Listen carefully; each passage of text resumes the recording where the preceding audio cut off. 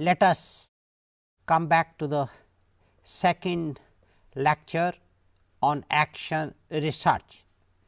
In this lecture, I will focus on action research. Now, in this I will like to make a presentation, the sequence as what is action research, next the characteristics of action research, and the third is why people conduct action research. So, why action research, and the last is when to use action research. See, we have already studied what is a research, and I have already introduced the word action research, where I have said in the first lecture that action researches are carried out in a particular situation, and the results of action research will only be used in that particular research, in that particular situation whenever the problem arises. This particular solution cannot be applied in some other situations. So, it is situational context. So, action research has been defined as action research focuses especially on the unique characteristics of the population with whom a practice is employed or with whom some action must be taken, which results in increased utility and effectiveness of the practitioner. This is the definition given by Parson and Brown. Now, action research is defined by Kerr and Chemists, and they described action research as being about the improvement of practice, as about the improvement of understanding of the practice, and the last is the improvement of the situation in which the practice takes place. The action research characteristics are: number 1, it is a process that improves education in general by incorporating changes. So, whenever in the situation some changes are brought in, then there should be some improvement in the whole, in the outcome. The process will change, the outcome will also change. It is a process involving educators working together to improve their own practices.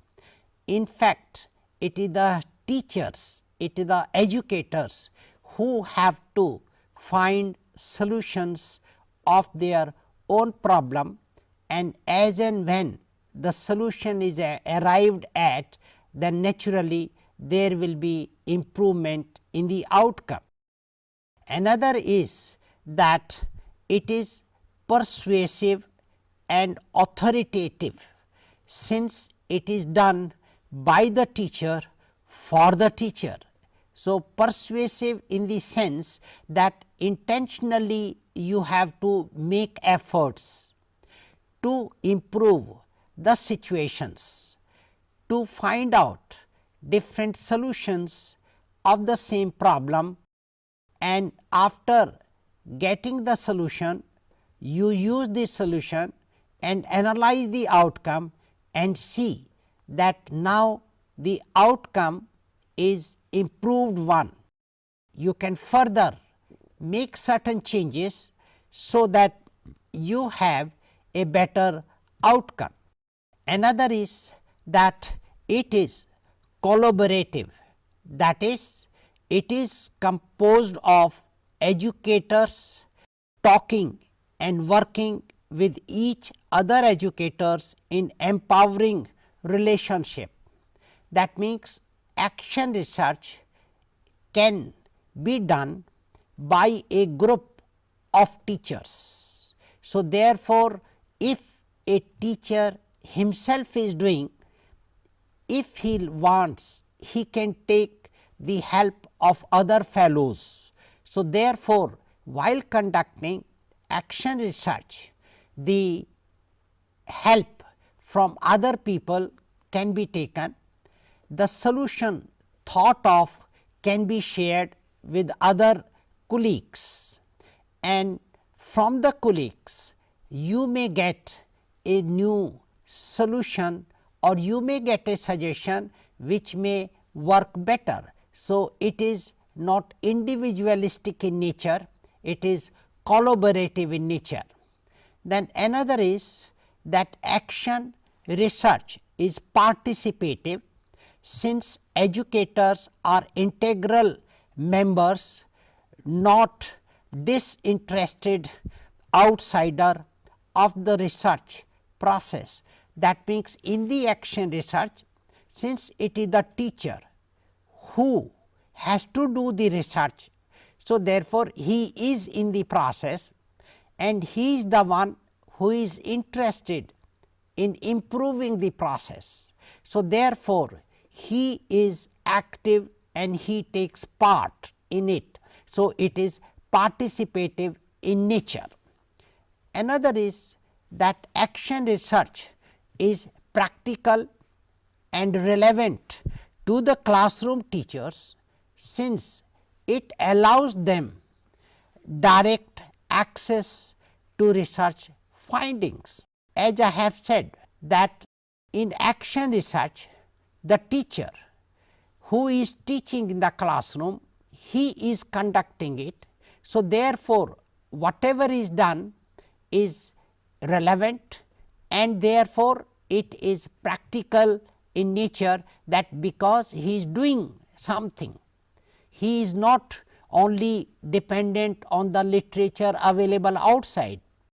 No, he does it. So, therefore, it allows them direct access to the research findings. Now, another characteristics of action research is that it is developing critical reflection about one's teaching. Say, each teacher who is interested in improving one's own teaching, one has to critically analyze the whole situation and try to find out where changes are required, and if these changes are made, then the outcome will be better. And here the outcome is the understanding of the content by the students. If you want students to be more active, then you have to think of different activities, and once you are doing that, you are doing a critical reflection.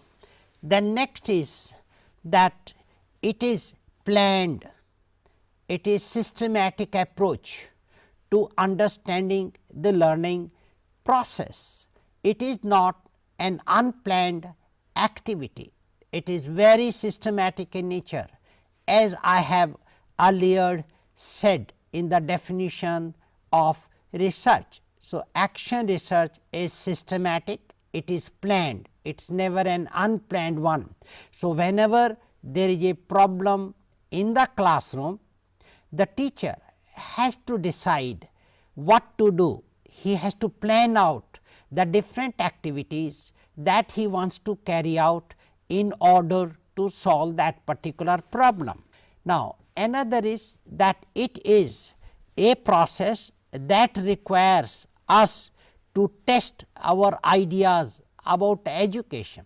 Now, in research, the teachers can test their own ideas, they can find whether their ideas are helpful in improving the process of teaching, in improving the process of evaluation, or in improving the curriculum activities to be carried out in the school.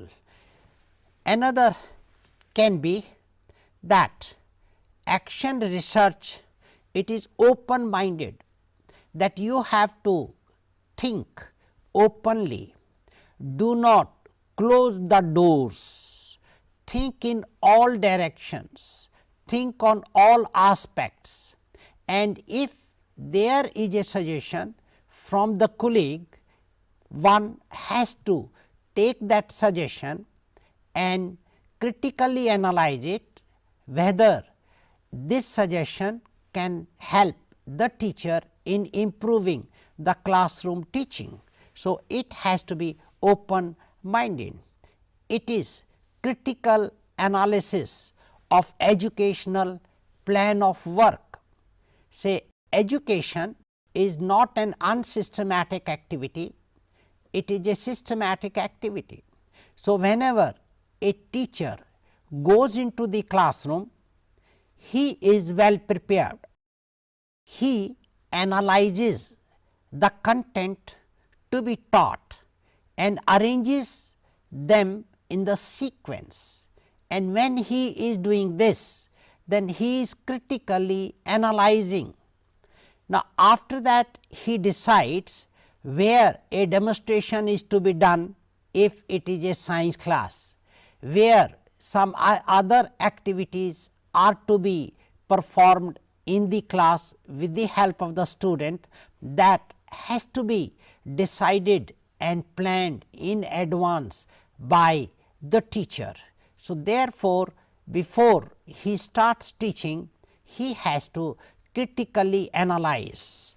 Next is that it is a justification of one's teaching practice, that you can justify whatever you are doing in the class, because you are doing with consciousness, you are aware that why a particular experiment has been done, why a particular assignment has been given to the students.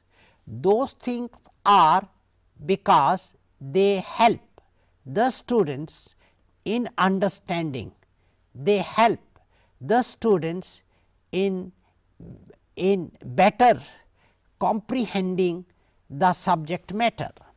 Another is that it is cyclic process of planning, acting, developing and reflecting. That means, in action research, a teacher involved has to plan out, and according to the planning he has to do the activity, he has to carry it out, and after that then he has to develop and he has to reflect. Now, after the activities have been carried out as planned, then one has to reflect back, try to find out whether all the activities done in the process, they help students or they help the other people involved in the process to understand the content better, and if that be done, then that is good. Another is, now why do we do action research? This action research is done according to Parkin, that the purpose of undertaking action research is to bring change in the specific context. Whenever the teacher as a researcher changes something in the process, this change should reflect some changes in the outcome, and these changes are done consciously, it is not a unconscious efforts. Now, let us see that when to use action research. Now, number one is, action research can be used to understand one's own practice. Whatever I am doing, whether it is okay or there is a need to change something. If there is a need to change something, I should find it out that why this change is required, and therefore, here I have to do an action research. Another is this understand how to make one's practice better. Every teacher teaches and every teacher tries to improve one's own teaching, so that the students can benefit from his or her teaching. So, therefore, one has to consciously analyze the practice so as to make it better. And another is that understand how to accommodate outside changes in one's practice. See, education is not static, it is dynamic in nature. The curriculum is changing. The students coming to the classrooms are not the same as they used to be 40 years back. Now, lot of changes are taking place. So, through this action research, one can try to find out that how to change, so that these changes can be taken care of.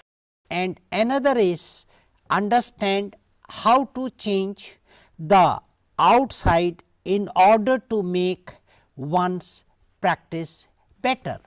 See, whatever is done in the school, in the classroom, there are certain things which are related to the classroom situation which is inside. There are certain things which are outside the classroom also. One has to take into cognizance both these things and try to bring change, so that ultimate goal of making students to understand the content taught or bring changes in the students which the teacher have taught beforehand. Now, in order to that, this action research is a must.